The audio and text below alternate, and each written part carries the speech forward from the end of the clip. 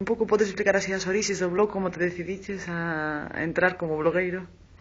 Bueno, a orixe da miña aparición en internet a través dun blog pois ven da influencia dun compañeiro catalán, de Miquel Iceta, compañeiro do PSC, e dun dos meus mellores amigos, de Xaime Méndez, de Ferrol.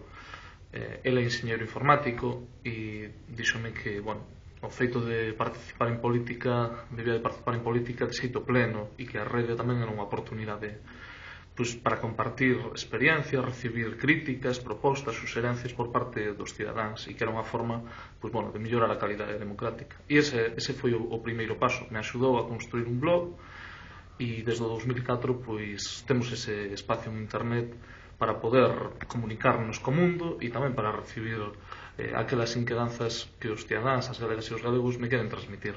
Porque, se non me equivoco, é o primeiro, non? Ha sido un político que, especificamente, non? Como blogueiro.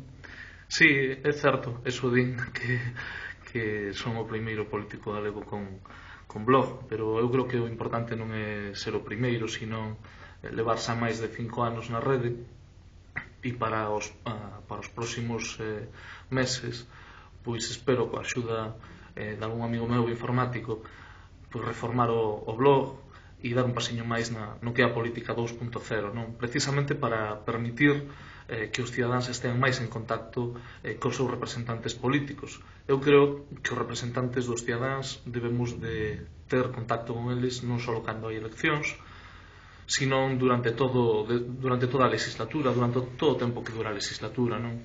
E, polo tanto, é importante abrir ventanas para recibir propostas, para recibir suxerencias, para facer a política máis cercana aos cidadáns. É un pouco a que te refires, a facer o mellor un videoblog dentro dun tempo ou simplemente seguir co blog pero con ferramentas 2.0? Con ferramentas 2.0. A min particularmente o videoblog me parece un recurso que está aí, que se pode utilizar de xeito puntual, pero me parece interesante pois seguir utilizando o blog como fago agora mesmo, introducindo vídeos cando corresponda, introducindo fotos, facendo, si cabe, incluso menos político e algo máis personal, ainda que xa teño introducido algunhas cuestións de carácter personal, pero sobre todo poñendo en comunión pois, co meu Facebook, tratando de introducirme tamén en Twenty, en definitiva, aproveitando todas as redes sociales das que dispoñemos hoxe en internet e participando nas comunidades que fan posible pois, que teñas contacto con máis cidadáns, non? Con máis galegas, con máis galegos e co mundo inteiro, porque ao final a política non ten barreiras, a política faise pensando nun mundo millor, ou polo menos eso é o que pensamos os socialistas, co cal o prioritario sempre son as persoas, vivan onde vivan. O que pasa é que, bueno, lóxicamente o centro do mundo para min é Galicia, e de Galicia nos abrimos a España, a Europa e o resto do mundo.